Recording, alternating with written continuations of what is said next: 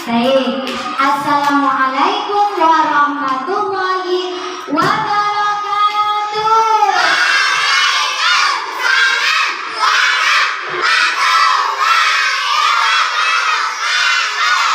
Luar biasa kelas 1D. Semangat sekali ya. Jangan lupa terus semangat dan tetap semangat selalu selama belajar di SD Irada. Siap selalu semangat? Luar biasa. Coba deh Ustazah ingin tahu tepuk semangatnya bagaimana? Tepuk semangat.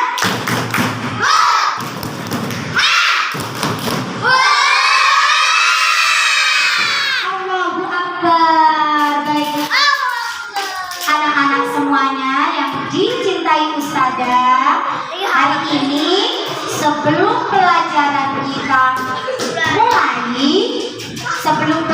ini dimulai dan seterusnya, kita akan terlebih dahulu membuat sebuah keyakinan kelas. Apa itu keyakinan kelas? Keyakinan kelas itu adalah sesuatu yang kita yakini nantinya akan membuat kita menjadi belajar dengan nyaman, dengan tenang, enak, tertib, dan seterusnya. Paham dengan keyakinan kelas? Pintar sekali, cerdas. Coba sekarang saya tanya, kita buat keyakinan kelas bersama, kita sepakati bersama. Setuju? Sekarang saya tanya, kelas yang bagaimana sih yang kita inginkan? Kita sedang berada di kelas 1D. Nah, kalian semuanya berada di kelas 1D ini tujuannya untuk apa? Tujuannya untuk apa, Lina? Belajar, betul sekali. Nah, selama belajar di kelas 1D ini, kita supaya belajarnya bisa bisa tertib, bisa tenang, nyaman, dan menyenangkan. Apa ya yang perlu kita terapkan di kelas ini? Apakah kita perlu Ustazah misalnya? Ustazah perlu kelasnya itu tertib, jadi anak-anak perlu menjaga kebersihan dan ketertiban. Bagaimana? Ada yang bisa ngasih pendapat? Siapa yo? Kak Iza, coba salah satu contoh. Kamu ingin kelasnya seperti apa? Bersih. Kalau Kak Iza ingin kelasnya bersih, jangan Ustazah dulu ya. Bersih. Terus siapa lagi yang ingin kelasnya seperti apa? Tertib. Jangan Ustazah tertib. Lanjut. Apa lagi? Turun. Tenang. Apa lagi?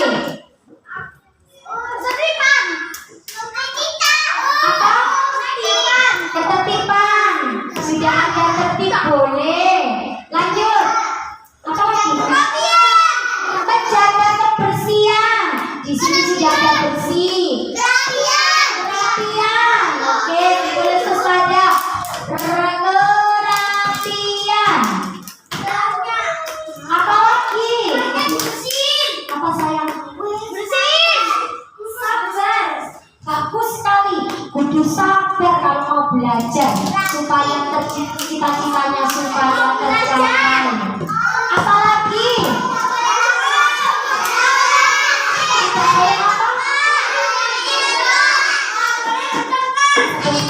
Sebentar gantian, sebentar. Tidak boleh lari-lari di kelas, termasuk dalam tertib ya Mbak. Apalagi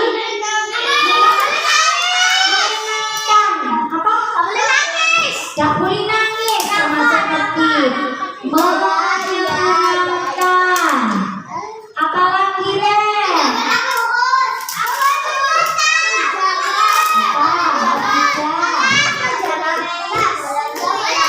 Tidak boleh main bola di kelas itu supaya apa? Supaya kelas kita bersih.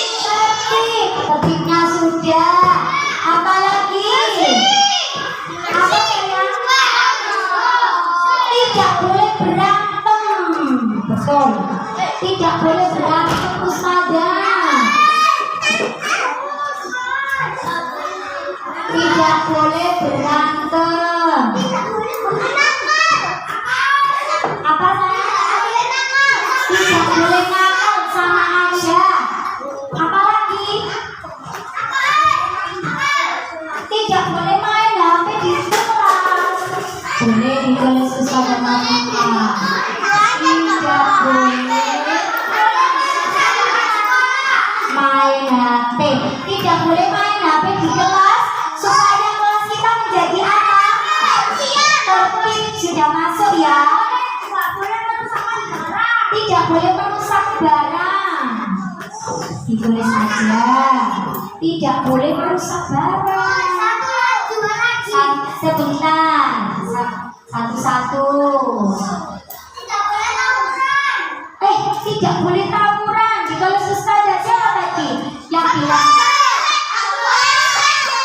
Oke, tidak boleh tawuran ya, hebat-hebat usulnya.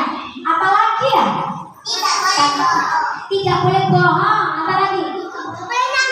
Tidak boleh rame, masuk tertib dan tenang. Tidak boleh bohong. Tidak boleh tidur ya. Apalagi ya? Tidak boleh tidur. Tidak boleh malas. Apalagi deh?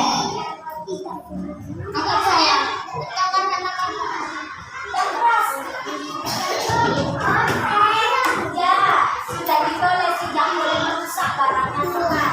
Sudah tidak ada lagi. Bagus. Nah, sekarang terlalu banyak ini ya.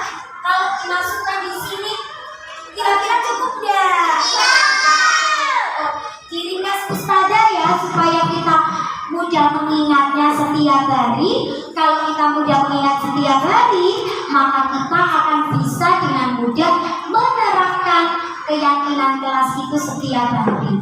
Kalau keyakinan kelas diterapkan setiap hari, kelas kita akan bisa menjadi nyaman, tertib, menyenangkan, belajarnya menjadi sangat tenang, dan seterusnya. Oke, nomor 1, bersih. Gimana nih?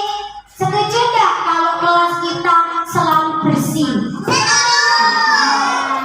Kalau dituangkan di keyakinan kelas, bunyinya menjadi kebersihan. Karena kebersihan itu perlu kita jaga. Kita lihat nanti ayat di sini. Semuanya sepakat. Sepakat itu sama halnya dengan setuju. Setuju semuanya? Biasa. Kebersihan. Terus saja ya di sini. Tidak boleh malas. Apalagi deh? Agak sayang.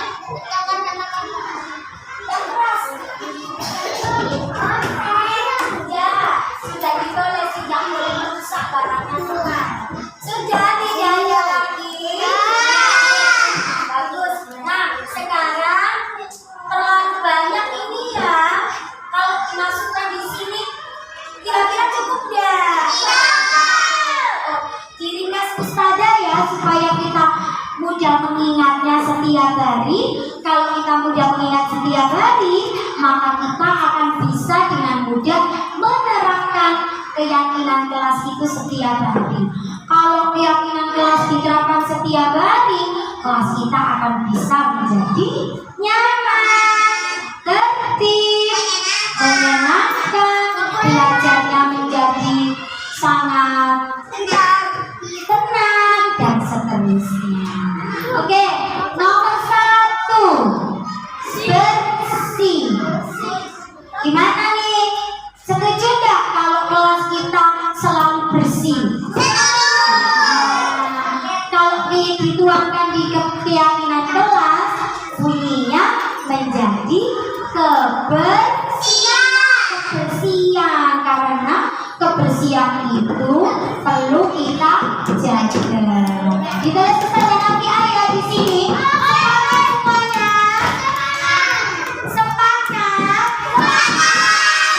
Itu sama halnya dengan setuju. Setuju semuanya. Biasa. Kebersihan. Tulis Ustazah ya di sini ya. Kebersihan. Baik, selanjutnya nomor 2. Keyakinan jelas yang nomor 2.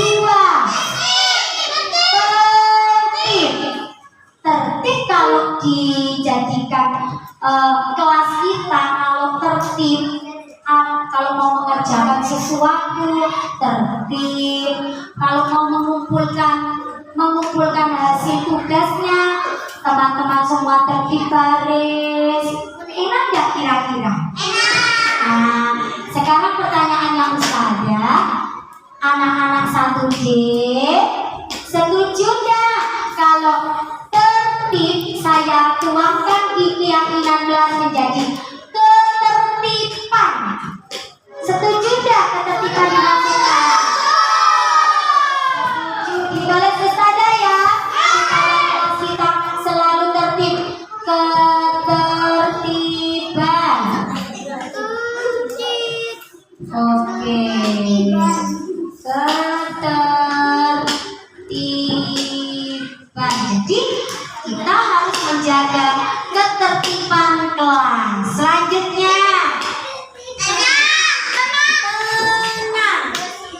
Tenang ini dalam artian apa ya? Tenang. Kita harus tenang. Tenang apakah sudah masuk dalam tertib? Suasananya tenang, tertib, masuk dan kira-kira jadi satu. Kalau anak-anak tenang, tidak serondolan, apakah itu termasuk tertib? Tidak dorong-dorongan. Iya, itu termasuk tertib apa enggak? Termasuk ya. Jadi sudah masuk dalam ketertiban ya.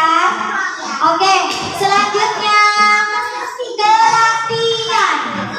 Nah, untuk menjaga barang yang ada di kelas kita ini selalu dalam keadaan rapi, setuju enggak 1D?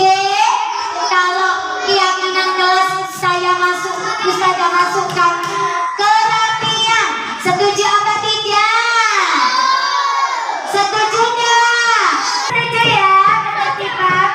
Kerapian. Ditulis Ustazah Nafia di sini. Kerapian.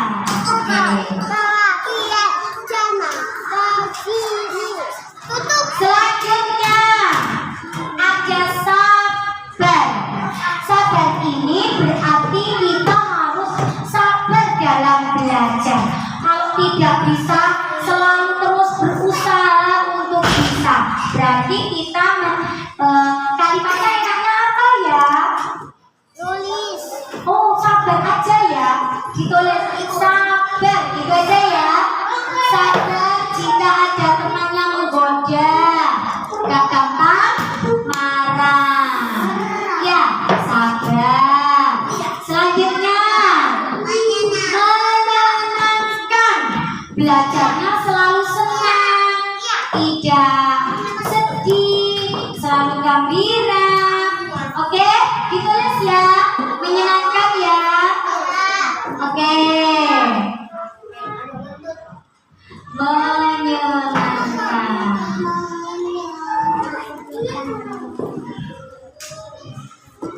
Nah, selanjutnya nomor 6. Tidak boleh berantem. Berarti kalau anak yang berantem tidak menghargai temannya. Boleh nggak kalau ditulis Ustazah saling menghargai? Setuju? Oke, saling menghargai. Tidak boleh ejek-ejekan. Itu termasuk saling menghargai teman-teman. Selanjutnya, tidak boleh bermain HP.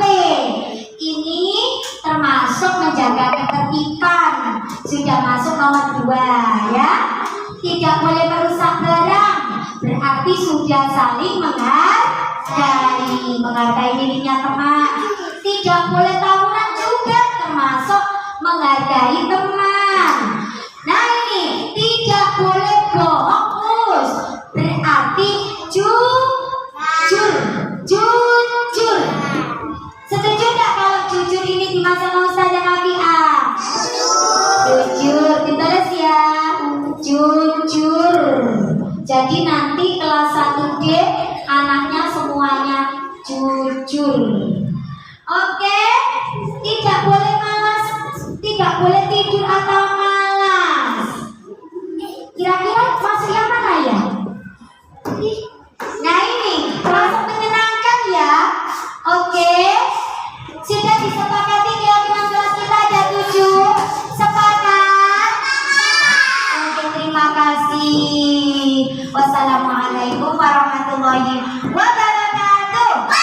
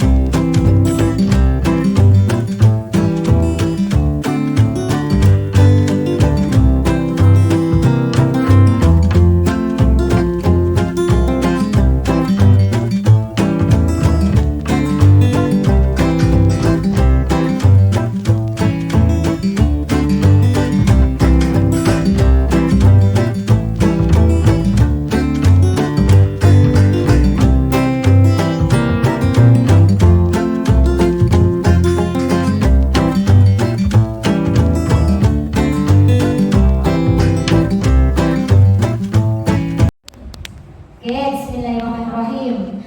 Assalamualaikum warahmatullahi wabarakatuh. Waalaikumsalam warahmatullahi wabarakatuh. Alhamdulillah, terima kasih sebelumnya saya ucapkan kepada teman-teman guru SD Irada yang sudah meluangkan waktunya untuk mengikuti desiminasi kali ini.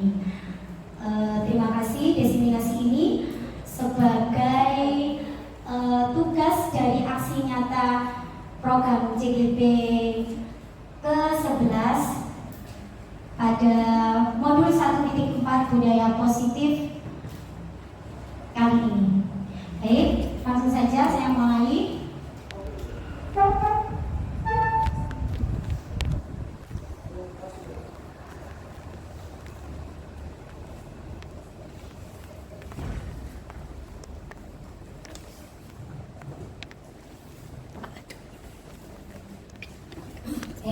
Latar belakang dari konsep inti budaya positif ini dilakukan untuk membangun budaya positif sekolah yang perlu menyediakan lingkungan positif yang aman, nyaman agar murid-murid mampu berpikir, bertindak dan mencipta dengan merdeka, mandiri dan bertanggung jawab.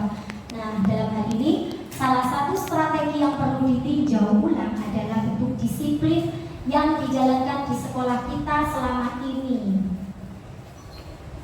Kebetulan pada pagi hari ini kita dihadiri oleh kaum kesiswaan. Baik, konsep inti budaya positif ini meliputi perubahan paradigma paradigma belajar, teori motivasi hukum dan restitusi, kebutuhan dasar manusia, disiplin positif dan nilai-nilai kebajikan universal, keyakinan kelas, posisi kontrol, dan ada terakhir segitiga restitusi. Disiplin positif dan nilai-nilai kebajikan universal. Apa itu sebenarnya disiplin positif? Barangkali dari ustadz-ustadz ada yang sudah mengetahui definisi dari disiplin positif. Ustazah Ida sudah mengetahui kah?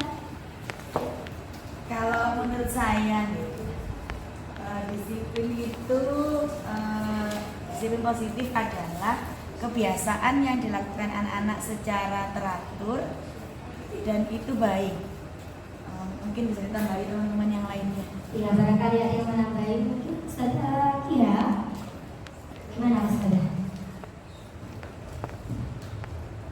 Mungkin sama seperti Ustazah Ida, jadi disiplin di mana anak-anak tersebut melakukan sesuatu dengan baik dan sesuai dengan aturannya. Jadi seperti itu bisa ditambahin teman-teman. Iya, baik. Di sini nanti kita berdiskusi ya, Ustazah. Maaf, saya tidak pantas menggurui jenengan semuanya. Kita berdiskusi bersama. Aku dan Ustazah jangan tegang. Kita relax ya. Apa pakai temu-temu? Boleh. Ya, memang benar. Itu 100. Baik, lanjut aja. Disiplin positif dan nilai-nilai kebajikan universal. Ki Hajar Dewantara. Untuk kebenaran jawaban itu kita ikuti melalui slide-slide kita ya. Oke.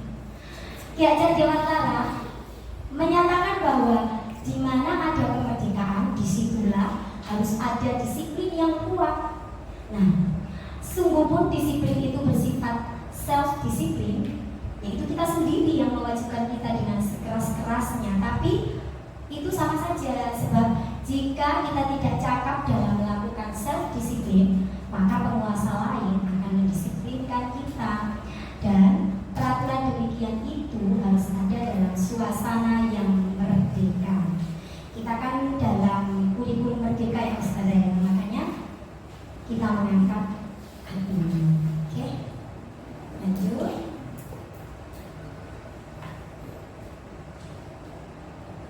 Nah, di situ Ki Hajar Dewantara menyatakan bahwa untuk mencapai kemerdekaan atau dalam konteks pendidikan kita saat ini, ada beberapa gangguan sinyal. Di situ Ki Hajar menyatakan bahwa untuk mencapai kemerdekaan atau dalam konteks pendidikan kita saat ini, untuk menciptakan hidup yang merdeka, syarat utamanya itu harus ada disiplin yang kuat. Disiplin yang dimaksud itu disiplin diri yang memiliki motivasi internal. Artinya disiplin itu tumbuh dari dalam dirinya sendiri, bukan dari luar dirinya, seperti aturan atau ada guru yang di depannya sehingga anak-anak menjadi disiplin, bukan, tapi dia bisa berdisiplin secara mandiri dan rasa disiplin itu tumbuh dari dalam dirinya sendiri. Begitu. Bisa dipahami ya, Ustaz Amin? Siap. Tidak ngantuk kan Ustaz Amin? Semangat Ustaz Amin. Selanjutnya mau nyanyi? Gimana? Disiplin tanpa hukuman atau tanpa. Oh ya, nanti akan kita bahas selanjutnya Ustaz. Sabar ya. Betul kan? Karena kita hari ini dihadiri oleh pakar dari kesiswaan SD Girada. Makanya tidak salah saya mengundang pakar kesiswaan SD Girada. Sebentar Ustaz, jangan kemana-mana. Kita lanjut slide selanjutnya. Oke.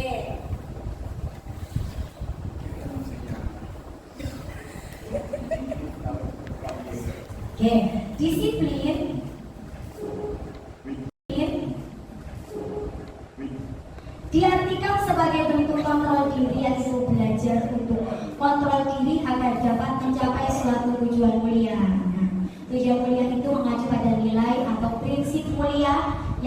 Namun seorang kita namakan nilai-nilai. Nilai-nilai itu disebut sebagai kebajikan universal. Nilai kebajikan yaitu sifat positif manusia yang merupakan tujuan mulia yang ingin dicapai setiap individu. Selanjutnya, sebagai pendidik, tugas kita menciptakan anak-anak yang memiliki disiplin diri sehingga mereka bisa berperilaku dengan mengacu pada nilai kebajikan universal dan memiliki motivasi intrinsik bukan ekstrinsik, seperti tadi yang sudah diungkapkan oleh Bapak kesiswaan kita, bukan berupa hukuman atau berupa apa tadi Ustaz? Hadiah atau hukuman, tetapi kesadaran dalam dirinya sendiri ya Ustaz ya. Tepat sekali. Memang kita harus banyak belajar pada beliau teman-teman ya. Disiplin positif dan nilai-nilai kebajikan universal selanjutnya yaitu mencakup nilai-nilai kebajikan pada profil pelajar Pancasila. Semuanya masih ingat dengan lagu profil pelajar Pancasila? Ayo coba saudara kita bernyanyi bersama biar tidak ngantuk pada siang hari ini setengah pagi. Ustaz Zaki sudah paham? Sudah hafal ya? Ayo kita nyanyi bersama ya. 1, 2, 3. Belajar Pancasila, beriman dan bertakwa pada Tuhan yang esa dan berakhlak mulia, berkebinekaan global, gotong royong mandiri, kreatif dan bernalar kritis. Lagu yang indah sekali. Dan biasanya anak-anak kalau dilakukan itu cepat hafal ya. Bisa dipakai itu. Baik. Selanjutnya teori motivasi, hukuman dan penghargaan serta restitusi. Nah, ini nanti yang sudah diungkapkan oleh Bapak kesiswaan kita. Nanti kita akan mengenal lebih menuju kepada restitusi yang dimaksud dengan Ustaz Ismail nanti. Jadi teori motivasi perilaku manusia yang pertama untuk ada motivasi eksternal dan ada motivasi internal. Motivasi internal itulah yang menjadi tujuan disiplin positif untuk menghindari ketidaknyamanan atau hukuman. Maka apa yang akan terjadi apabila saya tidak melakukannya? Nah, hal itu biasanya dilakukan berdasarkan hukuman yang ada yang akan dikenakan pada anak-anak atau siswa jika mereka melanggar pada peraturan atau aturan disiplin yang ada di sekolah sehingga mereka mau melaksanakan aturan tersebut. Nah, atas dasar hukuman tersebut maka hal itu termasuk motivasi eksternal. Terus yang kedua, mereka ingin mendapatkan imbalan atau imbalan dari orang lain atau institusi. Biasanya kan anak-anak kalau yang tahajud mendapatkan reward berupa poin atau piala. Nah, sebenarnya itu merupakan motivasi eksternal yang sebenarnya tidak bagus juga kalau dilakukan secara terus-menerus dan berulang-ulang. Selanjutnya motivasi yang ketiga berupa motivasi internal. Itu berupa apa? Untuk menghargai dirinya sendiri. Maka dia akan muncul pertanyaan dalam dirinya, saya akan menjadi orang yang seperti apa sih jika saya melakukannya? Dan jika pertanyaan itu tumbuh sendiri di dalam dirinya, maka motivasi internal dalam diri anak tersebut akan muncul sehingga disiplin positif itu akan tumbuh dan berkembang di dalam dirinya. Seperti itu Ustaz-Ustazah. Oke, selanjutnya ya. Ada pertanyaan barangkali? Iya, monggo Ustazah Ida. Ini ada pertanyaan Gus.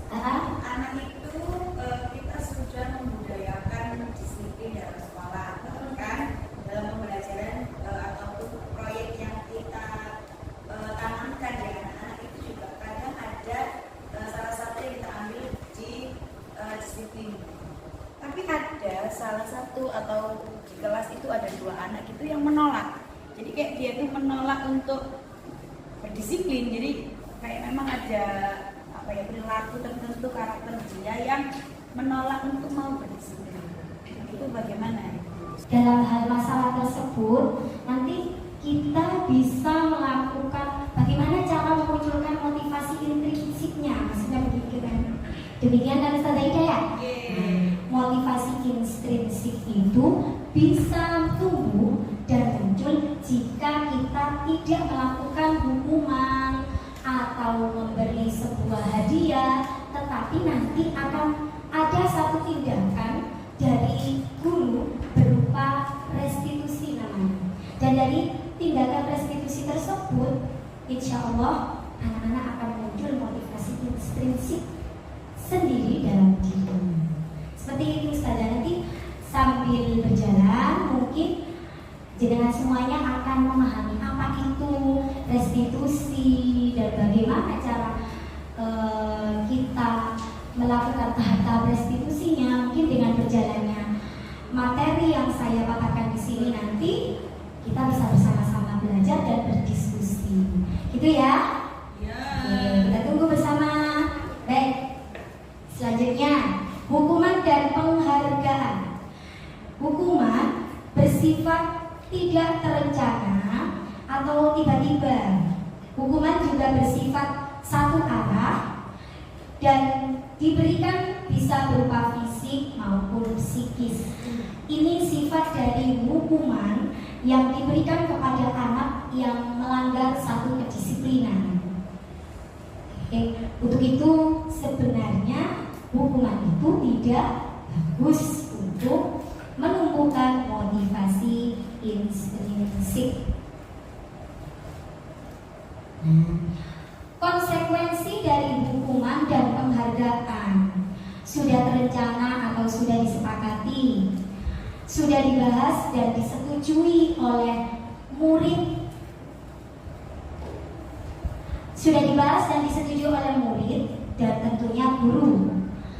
Selanjutnya, bentuk-bentuk konsekuensi dibuat oleh pihak guru atau sekolah dan murid sudah mengetahui sebelumnya konsekuensi yang akan diterima bila ada pelanggaran. Murid tetap dibuat tidak nyaman untuk jangka waktu pendek. Konsekuensi biasanya diberikan berdasarkan suatu data yang umumnya dapat diukur. Sikap guru di sini senantiasa memonitor murid. Nah, ini sifat dari konsekuensi. Kira-kira dari pemaparan ini mungkin ada perbedaan kan? Iya, Ustazah, antara hukuman dengan konsekuensi. Sebenarnya ada perbedaan sedikit kira-kira ya. Menurut jenengan apa ya perbedaannya? Barangkali ada yang tahu perbedaan antara hukuman dengan konsekuensi. Iya. Perbedaannya tadi. Iya, monggo. Kalau konsekuensi itu kayak anaknya tuh sudah punya kesepakatan gitu, kayak seperti kita punya apa di kelas itu kesepakatan kelas, kayak keyakinan kelas gitu. Nah, kalau dia melanggar berarti dia udah tahu konsekuensinya dia yang udah disepakati di awal pembelajaran. Kalau hukuman mungkin tiba-tiba kali ya. Tiba-tiba dan Kayak sumbernya mana? berasal dari satu pihak. Jadi enggak kesepakatan bersama. Ya, saya setuju dengan pendapat Anda, Ustazah Ida. Sangat tepat menurut saya. Oke, terima kasih Ustazah Ida. Untuk selanjutnya kita akan membahas tentang penghargaan. Oke, penghargaan menurut Alif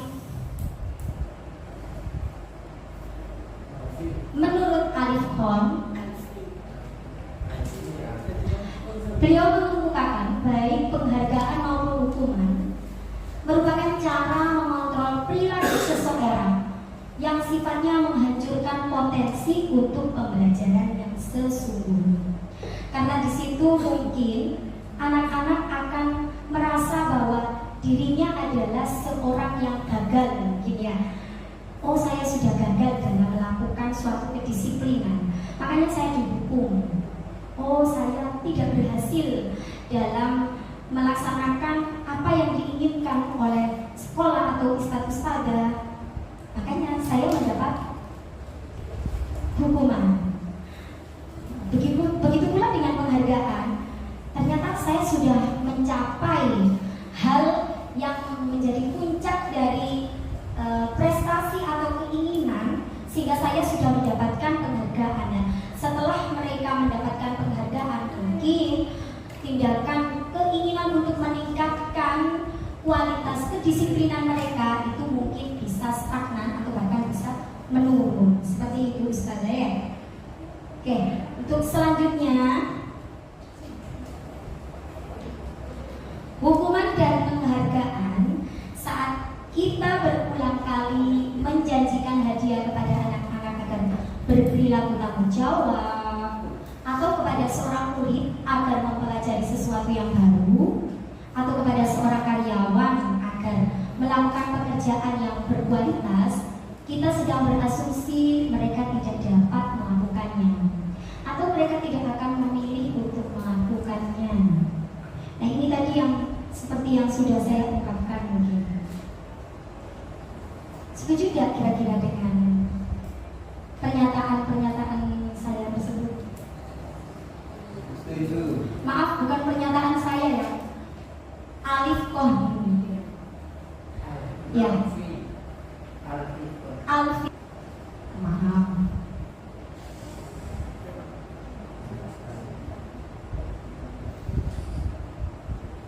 Oke. Hukuman dan penghargaan. Dihukum oleh penghargaan, dia akan memberi pengaruh dalam jangka pendek dan juga jangka panjang. Untuk penghargaan, dia sifatnya tidak efektif dan bisa merusak hubungan serta mengurangi ketepatan, menurunkan kualitas, mematikan kreativitas. Penghargaan menghukum, ada motivasi dalam diri atau intrinsik. Nah, dari penghargaan, dihukum oleh penghargaan ini, yang terbaik kira-kira yang mana ya? Pesan kamu dari kesekian dihukum oleh penghargaan, yang mana bagian yang paling terbaik pengaruhnya untuk anak sendiri? Yang motivasi dalam diri itu ya? Oke, terima kasih.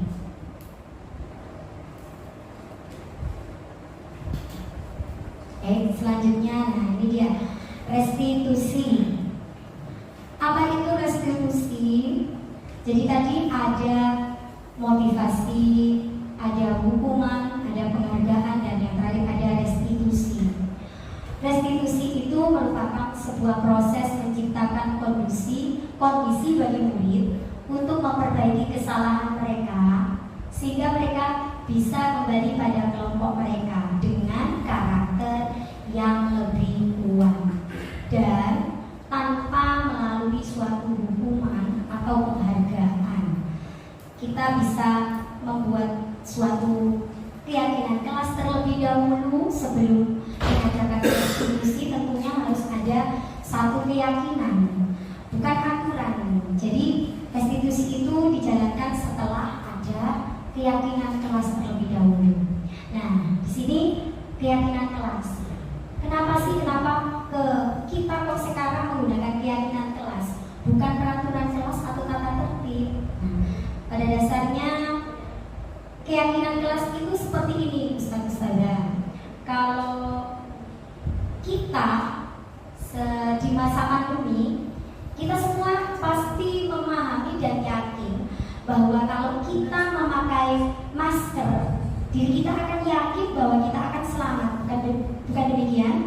Nah, dari keyakinan tersebut, maka semua orang pasti secara tidak langsung tanpa disuruh, dia akan langsung melakukan bahwa memakai masker itu adalah pelindung bagi diri kita, tanpa disuruh, tanpa ada hukuman, bahkan tanpa ada hadiah. Karena dari dalam diri sendiri tumbuh hal keyakinan tersebut.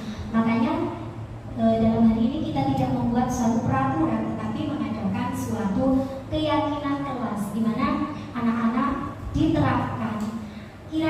keyakinan yang mana yang bisa membuat kegiatan belajar kita menjadi nyaman, terkendali, dan menyenangkan selama kita belajar, tidak ada gangguan dan sebagainya, maka disusunlah sebuah keyakinan kelas. Nah, keyakinan kelas ini bersifat lebih abstrak daripada peraturan, lebih rinci dan lebih konkret. Keyakinan kelas itu berupa pertanyaan-pertanyaan universal.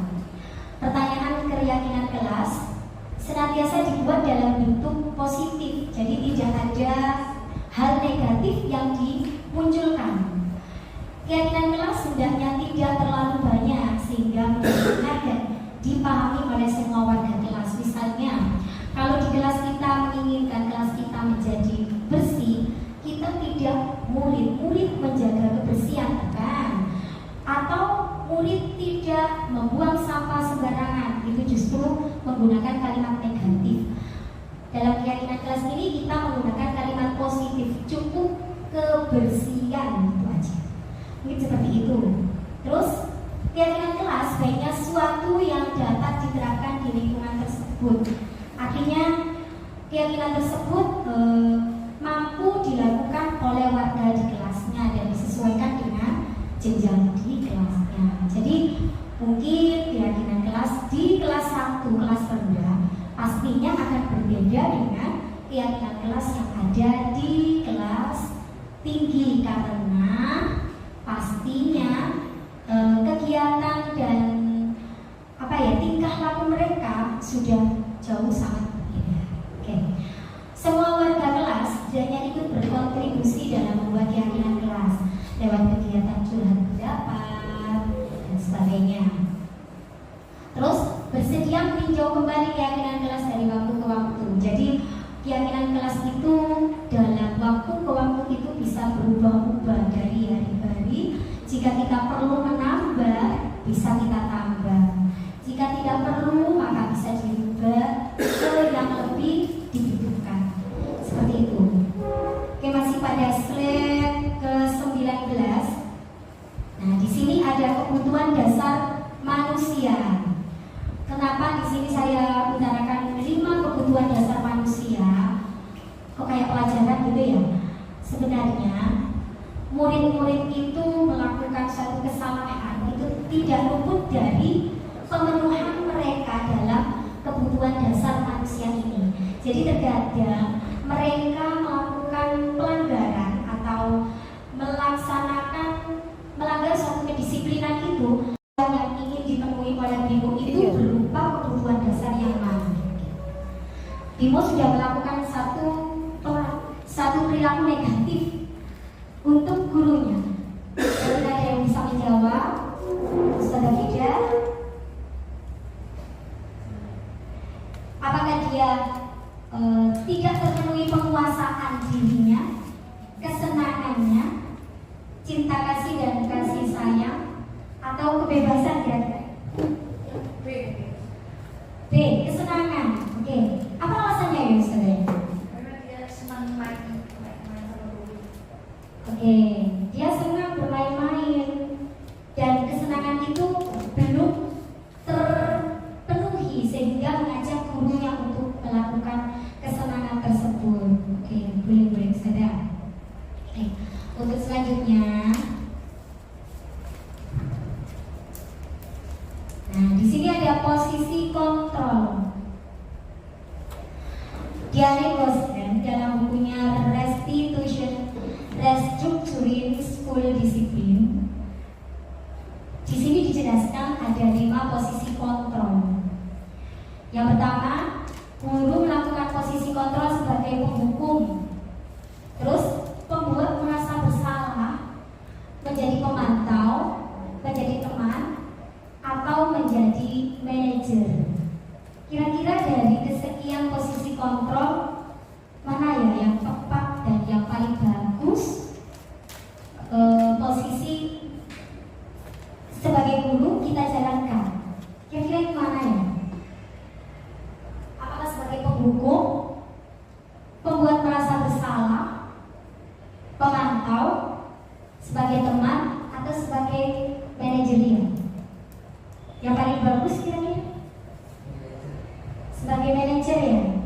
Jadi di situ menghindari suatu hukuman, menghindari anak merasa bersalah, dia memantau tidak teman, tetapi sebagai manajer artinya mengatur. Ya saja. Iya. Baik, boleh pendapatnya ditampung dan diterima. Baik, posisi kontrol yang selanjutnya, kita bahas selanjutnya aja Ustaz ya. Yang pertama, penghukum. Sebagai seorang penghukum bisa menggunakan hukuman fisik maupun verbal. Hasilnya kemungkinan murid marah, dendam, atau bersifat agresif. Contohnya, patuhi aturan saya atau awas ya, kamu itu selalu saja salah, selalu, pasti selalu yang terakhir selesainya, gimana kamu ini? Nah seperti itu adalah kalimat yang menunjukkan bahwa guru itu posisi kontrolnya sebagai penghukum.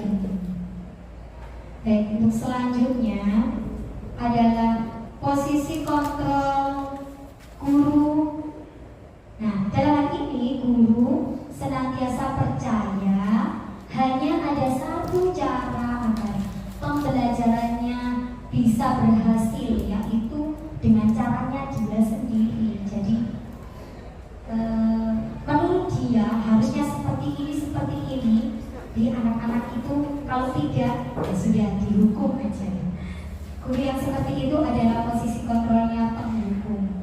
Tentunya di sini mungkin tidak ada yang seperti itu. Yang kedua adalah pembuat merasa bersalah. Pada posisi ini biasanya guru akan bersuara lebih lembut. Pembuat rasa bersalah akan menggunakan keheningan yang membuat orang lain merasa tidak nyaman, bersalah, atau rendah diri. Mungkin murid akan merasa bersalah setelah mengecewakan ibu atau bapak gurunya. Dia akan merasa menjadi orang yang gagal dalam memenuhi hal-hal positif yang diinginkan di kelas atau di sekolah. Nah ini contohnya. Nanti kita bisa introspeksi diri, Ustazah. Contoh, Adi, kamu ini bagaimana ya? Kamu sudah berjanji dengan ibu tidak akan terlambat lagi. Kamu kenapa ya senang sekali mengecewakan ibu? Ibu benar-benar kecewa sekali. Yang seperti itu membuat Adi menjadi merasa bersalah, sehingga posisi kita menjadi pembuat merasa bersalah. Apakah ada yang seperti itu kira-kira yang melakukan? Ada ya? Mungkin setelah ini kita tidak melakukan hal seperti itu ya Ustazah ya. Kita akan melakukan yang terbaik untuk murid kita. Oke. Selanjutnya, teman. Guru pada posisi ini tidak akan menyakiti murid, namun akan tetap berupaya mengontrol murid melalui persuasi. Murid akan merasa senang dan akrab dengan guru, dan ini termasuk dampak positif. Hanya saja di sisi negatifnya, murid menjadi tergantung pada guru tersebut, karena ada beberapa murid yang didekati dengan pendekatan guru sebagai teman, dan hasilnya dia berhasil seperti itu ya, tapi memiliki sisi negatif juga. Sebaiknya kalau hal itu sudah pernah dilakukan untuk satu ustazah, maka saran saya untuk tidak dilakukan secara terus-menerus, karena memiliki sisi negatif ketergantungan pada guru tersebut. Seperti itu. Oke, selanjutnya sini ada contoh dari posisi kontrol sebagai teman. Nah, dengan nada suara yang tulus, bahasa yang tidak kaku, seorang guru itu mendekat ke murid.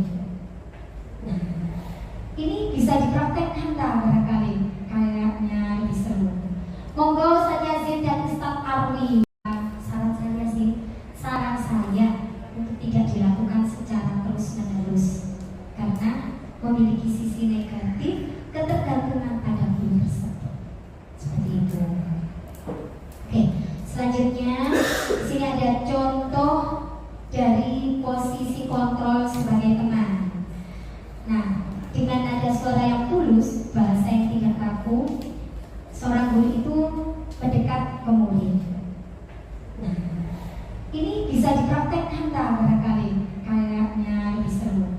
Monggo Ustaz Yazid dan Ustaz Arwin. Oke. Silakan maju ke depan. Sangat-sangat. Semangat semuanya. Kasih semangat semuanya. Biar tidak ngantuk. Oke, silakan dipraktekkan.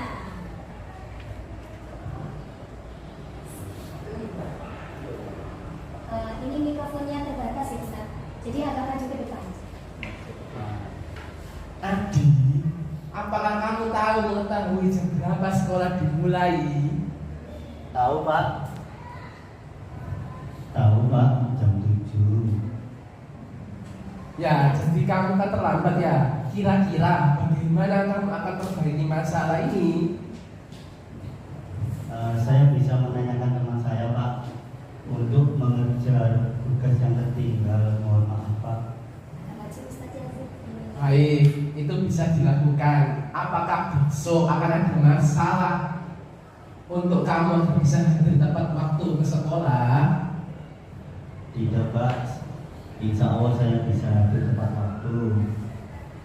Oke, baik. Saya hargai usahamu untuk memperbaiki diri. Terima kasih Pak. Sama-sama.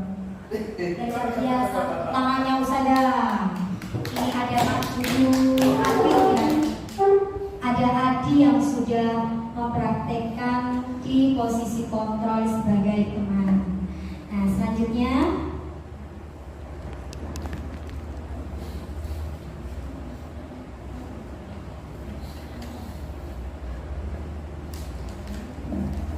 ini ada kalimat Adi, ayolah.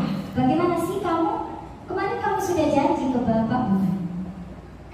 Kenapa terlambat lagi? Tertawa itu. Gurunya mengatakan hal itu sambil tertawa. Tertawanya senyum ringan seperti itu. Nah, ya sudah, tidak apa-apa. Duduk dulu sana. Nanti Pak Guru bantu kamu ini sambil senyum-senyum. Dan sikap yang seperti ini merupakan posisi kontrol sebagai teman. Lama-lama nanti kalau istilah Jawanya jadi melunjak ya, saudara ya. Jadi itu mungkin sisi negatifnya. Yang keempat adalah sebagai pemantau. Jadi memantau berarti mengawasi. Guru bertanggung jawab atas perilaku murid yang diawasi. Murid memahami konsekuensi yang harus dijalankan karena telah melanggar salah satu peraturan sekolah. Guru tidak menunjukkan satu emosi yang berlebihan, menjadi marah atau membuat merasa bersalah, tidak. Tapi murid tetap dibuat tidak nyaman, yaitu dengan harus tinggal kelas pada waktu jam istirahat dan mengerjakan tugas. Jadi di sini dipantau terus sama gurunya. Nah, ada yang mau bersedia menjadi aktor atau aktris dalam posisi kontrol memantau ini? Silakan Ustadz Zaki. Ya, sama Ustadz Ida dan Ustadz Ida, Ustadz Misbah. Silakan. Ada yang jadi Adi. Ya, berarti. Oke, silakan Ustadz Misbah. Guru sama Adi. Guru dan Adi. Monggo Ustadz Zaki, ya karena untuk kita sambil bergerak menjadi seorang Didatangkan dari FTS. maju ya Ustadz ya. Ustadz Misbah karena ini keterbatasan. Guru FTS dari Takwara sana. Oke, maju agak maju Ustadz. Keterbatasan ini.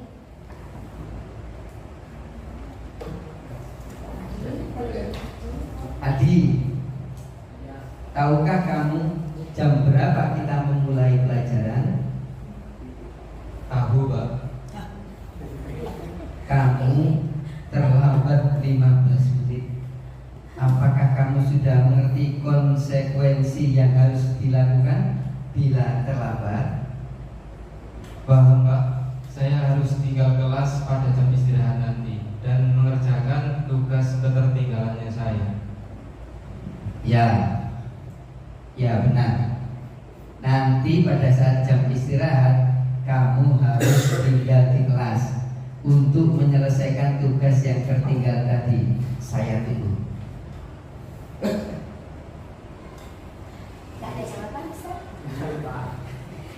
Oke, terima kasih. Tepuk tangan saudara buat aktor dan aktor kita SD Irada. Terima kasih. Ya, seperti itu ya. Kalau kita menjadi posisi kontrol sebagai pemantau. Nah, di sini ada manajer. Posisi di mana guru berbuat sesuatu bersama dengan murid, mempersilahkan murid mempertanggungjawabkan perilakunya dan mendukung murid agar dapat menemukan solusi atas masalahnya sendiri. Saya rasa ini yang terbaik seperti yang sudah diungkapkan oleh Ustadz Isma tersebut. Kita lanjut pada materi segitiga restitusi. Nah, apa itu restitusi? Di depan tadi sudah ada definisinya. Restitusi adalah proses kolaboratif yang mengajarkan murid mencari solusi untuk masalah dan membantu murid berpikir tentang orang seperti apa yang mereka inginkan dan bagaimana mereka harus memperlakukan orang lain. Dan dari sini akan muncul nanti motivasi intrinsik yang selama ini kita gaungkan. Oke. Selanjutnya, maaf, ada sedikit yang terlewat. Dalam segitiga restitusi ini meliputi 3 tahap. Guru sama Adi. Guru dan Aji. Monggo Ustaz Zaki, ya karena untuk kita sambil bergerak menjadi seorang Didatangkan dari MTS. Maju ya Ustaz ya. Seperti sebelah karena ini keterbatasan. Guru MTS dari Taparan sana. Oke, maju akan maju Ustaz. Keterbatasan ini.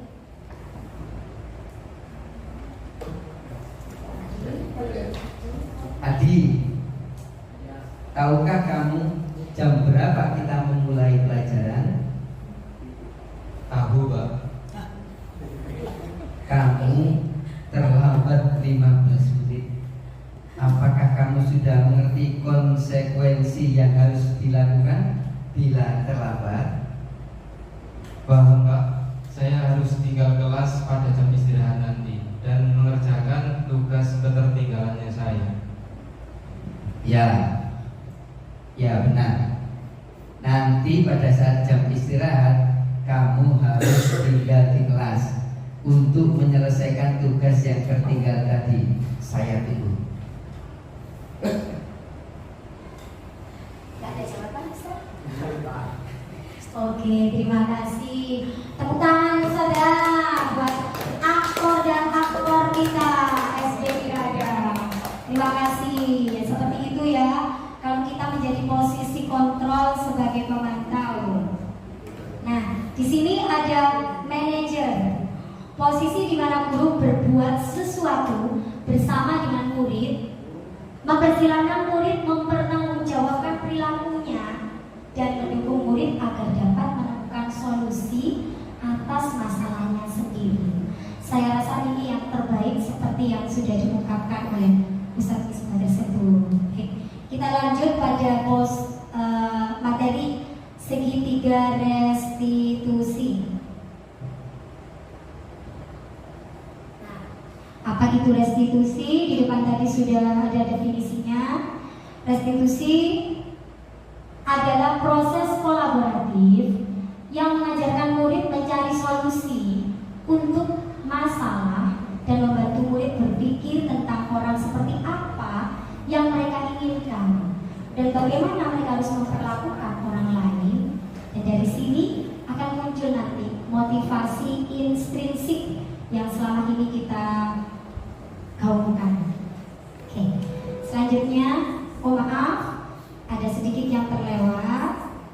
Dalam segitiga restitusi ini meliputi 3 tahapan, saudara. Yang pertama adalah menstabilkan identitas. Yang kedua adalah tahap validasi tindakan yang salah. Yang ketiga, menanyakan keyakinan. Maksudnya ini apa? Maksudnya, ya. Tahapan segitiga restitusi menstabilkan identitas. Ketika ada siswa kita bermasalah, dia sedang meledak-ledak emosinya, sedang marah-marah. Nah, itu kita panggil dia di sebuah ruangan tersendiri dalam kondisi tenang. Nah, di situ posisi kita tugasnya adalah menstabilkan identitas, menstabilkan kondisi yang ada di dalam dirinya dengan menanyakan seperti ini, apa benar tadi Ustaz Arwin sudah menampar Ustaz Yazid di depan kantin? Terus dia pun menceritakan, iya Ustazah, habisnya tuh Ustaz Yazid itu sudah mengambil uang saya, dia bertampar. Nah seperti itu. Nah dari situ kita memvalidasi tindakan yang salah. Kita validasi, memang tindakan kamu itu salah. Nah memang salah, tapi saya menghargai upaya kamu untuk mempertahankan uang kamu. Nah dia marah karena kebutuhan dasarnya sudah dirampas oleh Ustaz Yazid temannya itu tersebut. Maka dia memvalidasi, harusnya dilakukan validasi tindakan yang salah, bukan menyalahkan, tetapi oke, dihargai karena kamu sudah membela dirimu sendiri. Tapi kemudian kita lakukan tindakan yang ketiga dengan menanyakan keyakinan. Dikembalikan lagi dengan keyakinan kelas yang sudah kita buat dan kita sepakati bersama. Apakah tindakan kamu yang seperti itu, jika memang itu benar, saya juga menghargai tindakanmu tersebut. Oke, jika memang benar, apakah hal itu sesuai dengan keyakinan, dikembalikan lagi kepada anaknya. Setelah anaknya melakukan, oke, dia benar Gus, hal itu salah, tidak sesuai dengan keyakinan kelas yang sudah kita sepakati. Saya tidak menghargai Yazid, saya sudah menampaknya melakukan kekerasan. Nah, kalau itu kira-kira pertanyaan selanjutnya, kamu ini seperti apa sih? Saya itu kepinginnya Ustaz Yazid seperti ini yang dijelaskan. Dari situ akan muncul motivasi intrinsik dari dalam siswa tersendiri, sehingga nantinya tidak akan mengulang perbuatan hal itu lagi. Nah, di sini saya memiliki satu contoh praktek segitiga restitusi yang bisa panjenengan semua lihat. Jadi nanti bisa jenengan praktekkan. Adakah yang sudah pernah mempraktekkan segitiga restitusi ini kepada murid-muridnya? Belum ya? Baik, coba di sini nanti akan saya praktekkan.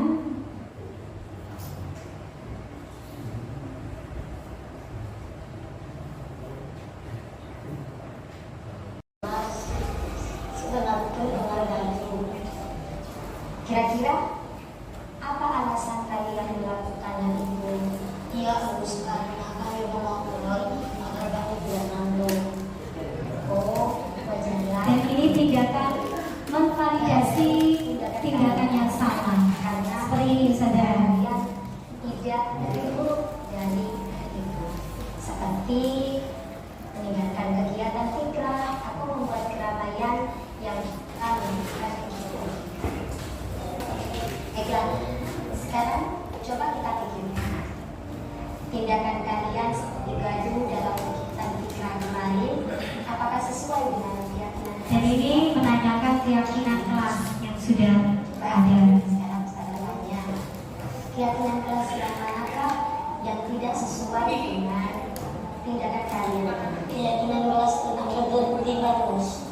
Baiklah, sekarang saya tanya kembali, apakah ketertiban di dalam kegiatan fikrah itu penting atau tidak? Penting, Ustaz. Baiklah, kalau kegiatan fikrah itu, ketertiban itu penting dalam kegiatan pembelajaran fikrah. Nah, sekarang saya tanya, keyakinan seperti apa yang seharusnya kalian lakukan jika kalian tidak membawa buku? Kami mau menggunakan buku lain untuk mengerjakan menyalinnya harus oke. Tindakan kalian sudah bagus dan itu bisa kalian lakukan saat kalian nanti di kamar. Nah, dari kegiatan restitusi yang sudah saya lakukan, ternyata kita mendapat umpan balik dari anak. Mereka merasa senang. Tadinya awalnya mereka takut ketika kita tarik, kita panggil. Mereka takut untuk, saya mau dihukum apa Ustazah? Seperti itu, karena sebenarnya setiap melakukan kesalahan yang terbesit di benak mereka adalah hukuman dan hukuman. Namun pada saat ini kita melakukan praktek restitusi sehingga mereka Allah ternyata kita sudah melanggar, namun kita tidak mendapat hukuman. Tapi nanti akan timbul motivasi intrinsik dari dalam dirinya masing-masing. Oke, kita lanjut pada kasus yang kedua. Kasus ini terjadi pada anak kelas 1 Ustazah, di mana Iqbal itu waktu di kamar mandi marah-marah karena pintu di kamar mandinya digedor-gedor saat dia sedang membuang air kecil, digedor-gedor sama temannya. Jadi dia marah-marah sama anak tersebut. Iqbal tadi di kamar mandi, Iqbal sempat ribut dengan Kenzo ya? Apa benar? Kenapa aku sampai ribut dengan Kenzo? Oh, Kenzo gedor-gedor kamar mandinya Iqbal. Terus apa yang dilakukan Iqbal di kamar mandi sama Kenzo? Oh, Mas Iqbal marah-marah. Wajarlah kalau begitu, Mas Iqbal marah-marah sebab Kenzo gedor-gedor pintunya Iqbal. Oke, Mas Iqbal, setelah Kenzo gedor-gedor pintu kamar mandinya Iqbal, lantas apa yang dilakukan Mas Iqbal pada Kenzo? Kamu marah-marahin Mas Kenzo? Oke, kenapa kamu sampai marah-marah Kenzo? Dia gedor-gedor, kamu merasa tidak nyaman? Oke, Mas Iqbal tidak merasa nyaman dengan gedor-gedor pintunya Kenzo ya? Berarti wajar itu. Ustazah menghargai tindakannya Mas Iqbal karena Mas Iqbal bertindak tidak sampai memukul Kenzo kan? Terus Ustazah hargai tindakan Mas Iqbal. Nah, Mas Iqbal, coba kita pikirkan bersama. Tadi perbuatan Mas Iqbal di kamar mandi sama Mas Kenzo, apakah sesuai dengan keyakinan kelas kita yang dulu pernah disepakati bersama? Sesuai apa tidak? Tidak sesuai. Kalau tidak sesuai, kira-kira keyakinan kelas yang mana yang tidak sesuai dengan perbuatan Mas Iqbal tadi? Saling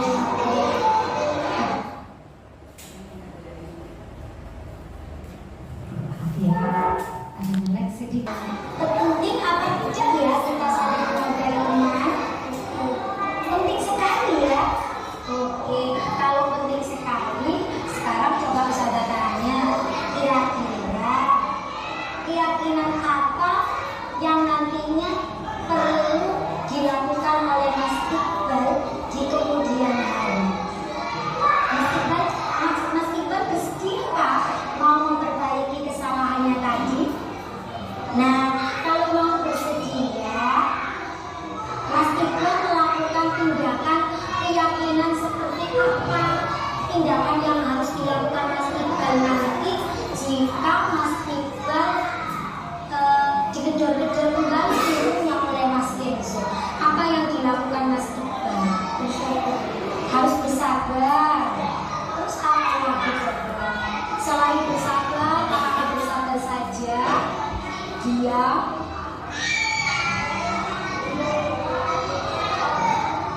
Nah, selain bersabar, apa lagi coba? Melakukan pada siapa?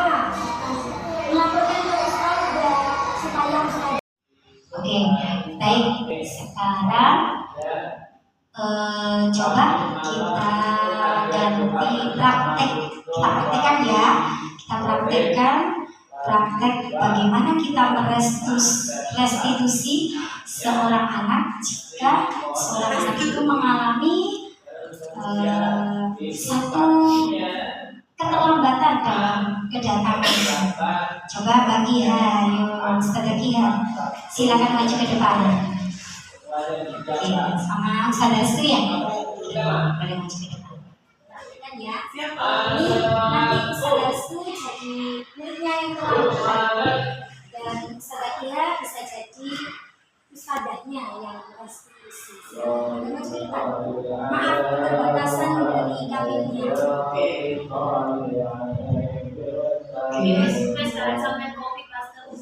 Restu, sudah dengar? Kamu tadi datang terlambat ya? Iya, Ustazah tadi dapat laporan kalau Restu datang terlambat. Sekarang sudah mau tanya, terlambatnya kenapa ya tadi ya kok bisa terlambat? Kamu yang siap. Oke. Jadi lantas keyakinan kelas apa yang tidak sesuai atau yang tidak cocok dengan tindakan yang Restu lakukan tadi?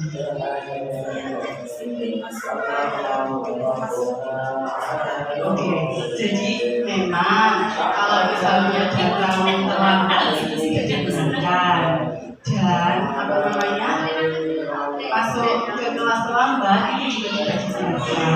Lantas nantinya Restu ini jadi anak yang seperti apa? Jadi anak yang positif. Jadi keyakinan kelas apa yang akan kamu lakukan supaya kamu jadi anak yang positif? Oke, datang ke sekolah tepat waktu ya. Oke, baik. Terima kasih Restu. Terima kasih Ustazah Kiha dan Ustazah Restu. Oke, tadi sebenarnya praktek restitusinya sudah bagus. Namun nih, mau nggak dikasih masukan? Kalau menurut saya, ini dalam proses menstabilkan identitas tadi sudah terjadi ya, bahwa dia Ustazah Restu sudah mengakui kalau dia terlambat. Untuk proses yang kedua setelah menstabilkan identitas adalah validasi tindakan kesalahan. Dalam validasi tindakan kesalahan tadi, Ustazah Kiha kurang bisa memvalidasinya, bahwasanya dinyatakan aja pantesan kalau terlambat itu dikarenakan bangun kesiangan seperti itu. Dan keyakinan kelas yang mana ya? Kenyataan menanyakan keyakinan tadi sudah bagus. Oke, bagus. Terima kasih. Tepukan buat kita semuanya.